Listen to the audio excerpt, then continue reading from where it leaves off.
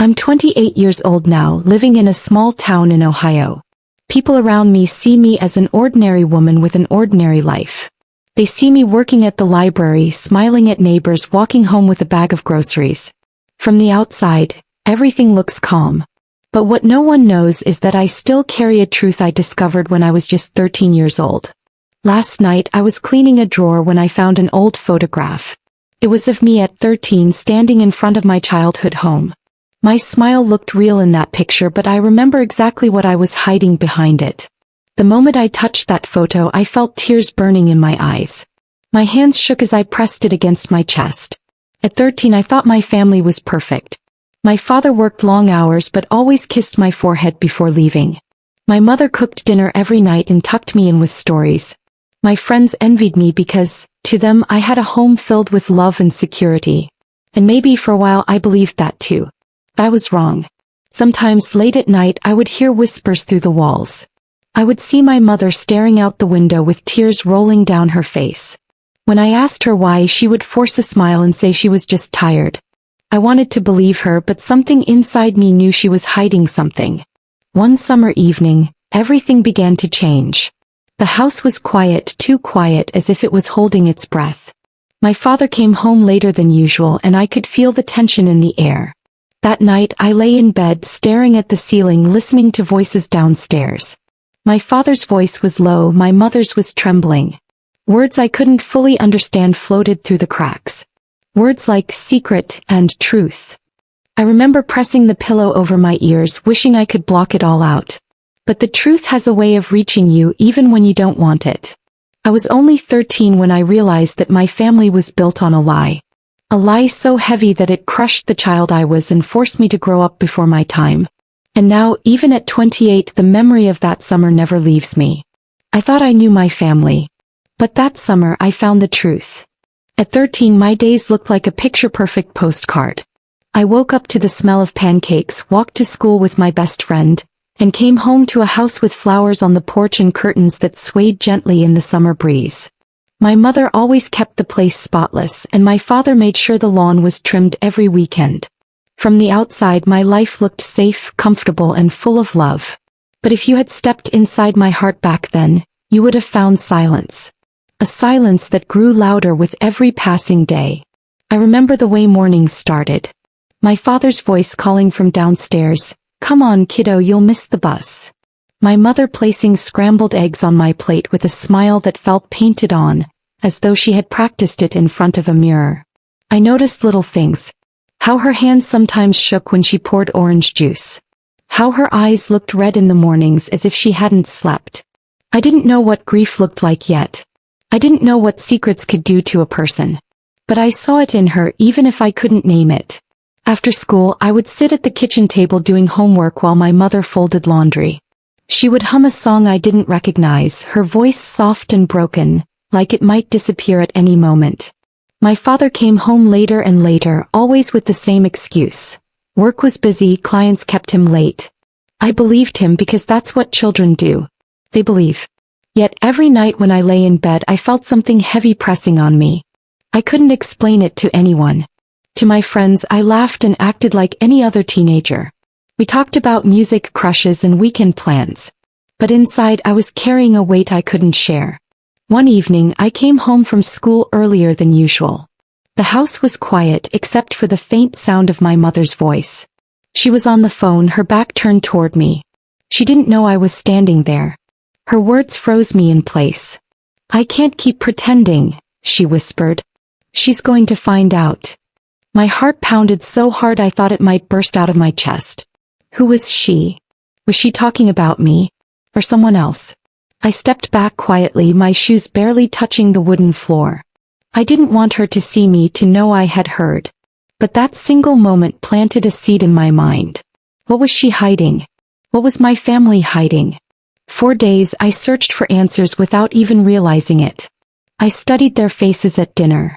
I listened to their words more carefully. I replayed conversations in my head.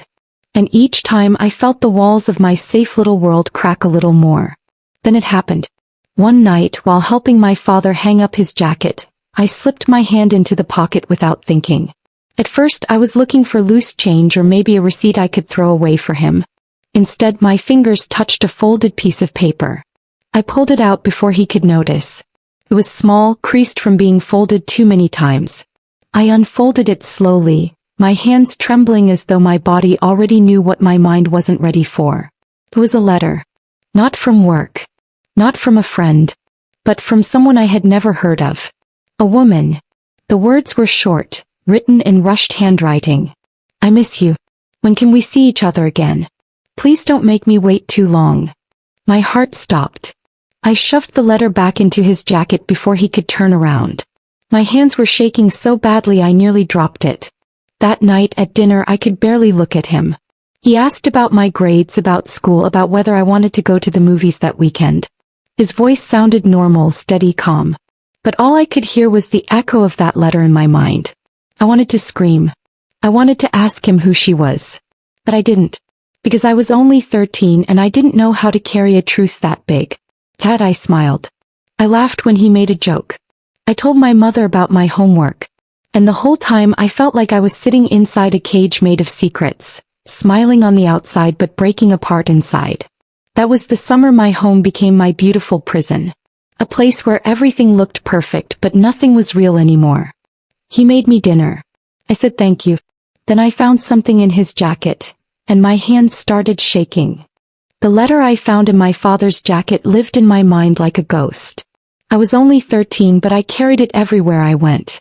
At school, while teachers explained math problems, I thought about the handwriting on that paper. At night, when I tried to sleep, I replayed the words over and over. I miss you. Please don't make me wait too long. I didn't understand everything yet, but I knew enough to feel my world collapsing. My father wasn't just working late. He wasn't just tired. There was someone else. Someone waiting for him. Someone who wanted him in a way that should have belonged only to my mother. But I didn't tell anyone. I folded that secret into my chest like a sharp blade and carried it silently. Sometimes a smell or a sound would trigger the memory. The cologne my father wore. The sound of the phone ringing late at night. Even the crinkle of paper when I stuffed my homework into my backpack.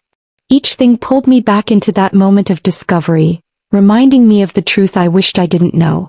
That summer my mother seemed more fragile than ever. She smiled less. She often sat outside on the porch after dinner, staring at the stars as if she were searching for answers far beyond our house. I wanted to sit next to her, to wrap my arms around her and tell her I knew. But how could I? I was a child. And she was my mother. Wasn't she supposed to protect me, not the other way around? I started writing in my diary. At first, just small notes. Mom cried today. Dad came home late again. I don't know what to do. But as the weeks passed, my entries grew heavier, darker. I poured every thought onto those pages, knowing the diary was the only place I could tell the truth. One evening, while flipping through the notebook, I wrote a sentence that still lingers in my memory. I feel like I'm living with strangers. Because that's what it felt like. I didn't see my parents the same way anymore. My mother became a woman trapped in sadness. My father became a man I couldn't fully trust. And I, a 13-year-old girl, became the keeper of a secret too big for my heart. The hardest part was pretending. I still laughed with my friends. I still studied for exams. I still celebrated my birthday with a cake and candles. But every smile felt forced, every laugh empty. Then one afternoon my past came knocking in the most unexpected way. I was cleaning my room when my phone buzzed. Back then I didn't have a smartphone. Just a small flip phone my parents gave me for emergencies. The screen lit up with a number I didn't recognize. My stomach twisted as I opened the message. It said, "Tell her the truth. She deserves to know." I froze. My hands went numb. Who was this from? Was it meant for me? Or was it meant for my father and somehow it had reached me instead? I read the words again and again until my eyes blurred. My heart raced so fast I thought I might faint. Someone out there wanted me to know more than I already did. Someone out there was ready to break everything open. That night I couldn't look at my father. I couldn't even sit near him at dinner. My mother noticed, asking if I felt sick. I shook my head and pushed the food around on my plate. My father talked about work like always, his voice steady and calm. But inside I screamed. because I knew something he thought I didn't. And now I wasn't the only one carrying it. The ghost of that letter, that text, and that summer haunted me for years. It shaped how I saw people, how I trusted, how I loved. Even as I grew older, I carried the weight of my father's secret into every corner of my life. When I was 16, I had my first boyfriend. He was kind, patient, and gentle. But every time he was late to meet me, a voice inside whispered, "He's lying. He's like your father." When he promised he would never hurt me, I nodded, but I didn't believe him. Because I had learned too early that promises are fragile things. By the time I was 21, I rushed into a serious relationship too quickly. I told myself I just wanted stability, someone to hold me steady against the chaos of my past. But in truth, I wasn't choosing love. I was choosing to forget. I was trying to bury the ghost of what I had seen at 13 by building a life that looked different. But pretending doesn't heal you.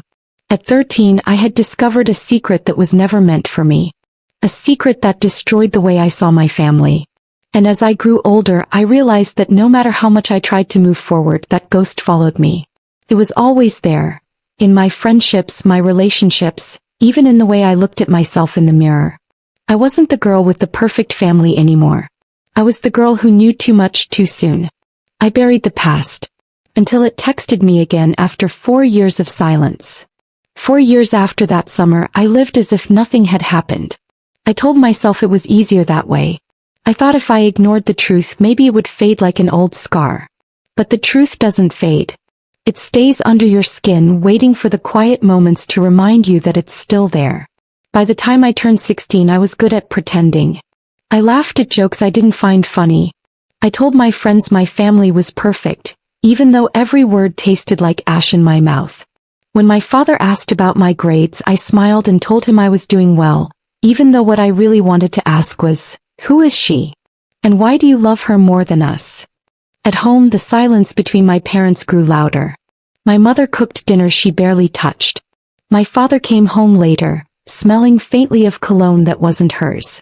I noticed it, but I said nothing.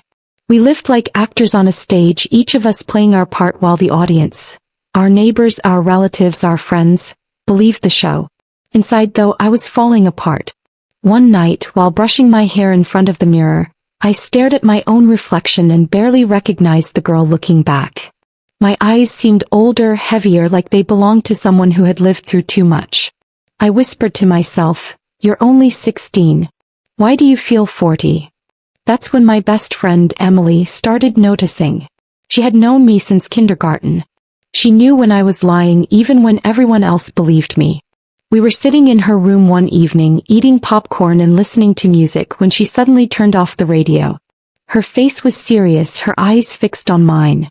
"You're different," she said softly. "You don't laugh like you used to.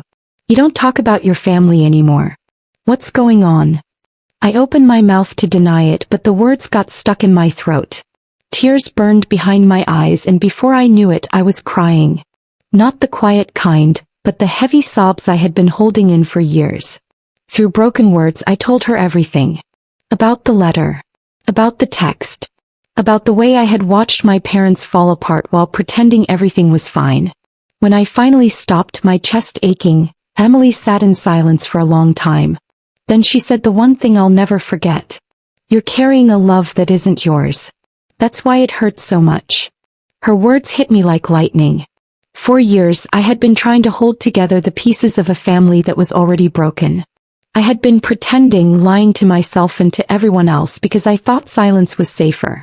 But silence doesn't heal. It only poisons you slowly. That night, I went home and looked at my parents across the dinner table. My father talked about work. My mother forced a smile. And for the first time I saw it clearly, we weren't a family anymore. We were just 3 people trapped in the same house, pretending to be something we weren't. I couldn't keep pretending. But the truth has a way of forcing itself out even when you're afraid. A few weeks later it happened. I was in the kitchen with my mother, helping her wash dishes. My father came in, his phone pressed against his ear. He didn't see me standing there as he walked past, speaking in a low voice. "I'll see you tomorrow. Same place. I promise." The plate slipped from my hands and shattered in the sink. He spun around, his eyes meeting mine. For a moment we both froze. The silence was heavier than anything I had ever felt. He knew. I knew. And my mother, she knew too. She dropped the towel she was holding and whispered, "No more lies." That night, everything unraveled. My parents argued in the living room while I sat at the top of the stairs, knees pulled to my chest, listening to words I couldn't forget. Words like betrayal, years, and love. It was the first time I realized that sometimes, adults can destroy a child's world without even meaning to. The next day I went to school pretending as always. But this time the pretending broke me. When a teacher asked if I was okay, I burst into tears in front of the whole class. The whispers, the stares, the embarrassment. It didn't matter. I couldn't keep the secret inside anymore. That evening Emily called me. "You don't have to carry it alone," she said. "You deserve to breathe again." Her words sank deep into me. She was right. Pretending hadn't healed me. It had only made me sick with silence. That night, lying in bed, I made a decision. I couldn't keep living like this. I couldn't keep pretending my family was whole when it wasn't. She said I looked like someone carrying a love that wasn't mine. That's when I stopped pretending. I had kept the truth inside me for so long that it almost felt like part of who I was. But after that night in the kitchen, when my father's phone call shattered whatever pieces of pretending we had left, I knew the silence couldn't last forever. For days I walked through the house like a ghost. I avoided my father's eyes. I answered my mother's questions with short, careful words. My diary filled up with pages and pages of confusion, pain, and fear. But there comes a moment when holding everything inside hurts more than letting it out. That moment came on a rainy Sunday evening. The house was quiet except for the steady tapping of rain against the windows. My mother sat on the couch, her hands folded tightly in her lap. My father was in his chair, flipping through a newspaper he wasn't really reading. I stood in the doorway, my heart pounding so hard I could feel it in my throat. "I know," I said softly. They both looked up at me. My mother's eyes widened. My father's hands froze, the paper trembling between his fingers. "I know about the letter," I continued, my voice shaking. "I know about the messages. I know there's someone else." Silence. Heavy, crushing silence. My mother covered her mouth with her hand as tears spilled down her cheeks. My father closed his eyes, leaning back in the chair as if the weight of my words had pushed him there. Finally he whispered, "How long have you known?" "Since I was 13, I said. "Since the night I found that letter." The words felt like fire leaving my lips. My chest burned, my throat ached. But for the first time in years, I felt the sharp edge of the secret loosen inside me. My father didn't deny it. He didn't try to explain it away. He just sat there silent, his face pale and tired. My mother let out a broken sob, whispering, "All this time, she carried it alone." I wanted them to fight. I wanted yelling, explanations, something loud enough to match the storm inside me. But instead what I got was quiet heartbreak. "I already knew," my father said finally, his voice low. "I saw it in your eyes years ago. I knew you had found out." The words cut deeper than anything else he could have said. He had known. And yet he let me carry it alone. He let me pretend, let me drown in silence while he went on with his lies. Tears streamed down my face as I whispered, "Why didn't you stop? Why didn't you at least tell me the truth?" He shook his head slowly, unable to meet my eyes. "Because I was selfish. Because I thought I could keep both worlds together. But all I did was destroy them." My mother wept quietly, rocking back and forth on the couch. I felt torn in two, angry at him, heartbroken for her, and exhausted from being the child who had to live inside their silence. After what felt like hours, I stood up. My voice was hoarse when I said, "I can't stay here tonight." Neither of them tried to stop me. My mother reached for me, but her hand fell short. My father just sat there looking at the floor, his face hollow. I packed a small bag and walked to the door. My hands shook as I reached for the handle. The rain outside was heavy, but it felt lighter than the air in that house. And just as I stepped out, I heard his voice behind me. "Thank you," he said softly. "Thank you for not lying one last time." I froze, my hand still on the doorframe. The words broke me in ways I didn't know I could still break. Because even in that moment, when everything was ruined, when my childhood had been taken from me, when my family was crumbling, he still spoke with quiet sorrow instead of anger. It almost made it harder. I walked out into the rain, the sound of my mother's sobs echoing in my ears. My feet carried me away from the house, but my heart felt like it had been left behind, shattered into pieces I wasn't sure I could ever put back together. That was the night everything ended. The night silence turned into words, and words turned into wounds that could never fully heal. I left. And as I closed the door, he said, "Thank you for not lying one last time." Years have passed since that night. I am 28 now, but in some ways I still feel like that 13-year-old girl standing in the doorway, holding onto a truth too heavy for her small hands. After I walked out into the rain, I didn't go back home for days. I stayed with my friend Emily and her family. They welcomed me without questions, letting me cry, letting me sit in silence, letting me breathe. I remember sitting on their porch late at night, wrapped in a blanket, listening to the sound of the crickets. For the first time in years, I felt safe. Eventually, I did return home, but it wasn't the same. My parents had separated quietly, like two actors walking off the stage after the play was over. My mother moved in with her sister for a while. My father stayed in the house, though it felt empty without her. I visited on weekends, but the warmth I once felt there was gone. At first I was angry. Angry that my childhood had been stolen. Angry that my father's choices had written scars across my heart. Angry that my mother had carried her pain in silence, leaving me to guess at the truth. But anger fades with time, and what is left behind is something softer: grief, forgiveness, and the slow process of healing. I learned that healing isn't quick. It isn't neat. It doesn't follow a straight line. Some days I felt fine, as if I had moved on. Other days I woke up with the same heaviness I carried as a teenager. But slowly I began to understand that healing doesn't mean forgetting. It means learning how to live with the truth without letting it control you. I started writing more seriously. At first just in my journal, then in essays I never showed anyone. Writing became my way of untangling the knots inside me. Each word I put down gave me a little more room to breathe. Each page reminded me that my voice mattered, even if it had been silenced when I was young. Sometimes when I walk through the park in my town, I see families, parents laughing with their children, kids running freely across the grass.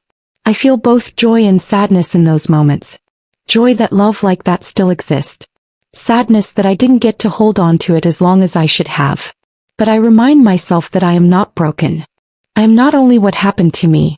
One day while cleaning out old boxes, I found my diary from when I was 13. The cover was worn, the pages yellowed, but inside my handwriting was still there, angry, messy, desperate. I read the line I had written all those years ago: "I feel like I'm living with strangers." Tears filled my eyes, but this time they were different. Not just tears of pain, but of compassion, for the little girl I had been, for the silence she carried, for the truth that shaped her. I closed the diary and whispered, "You survived. You're still here." And I realized something. The silence that once haunted me has now become space. Space to breathe, to heal, to grow into a woman who knows the power of her own story. Sometimes I still dream about that night. The rain, the door closing behind me, my father's final words. But when I wake up, I don't feel trapped anymore. I feel free.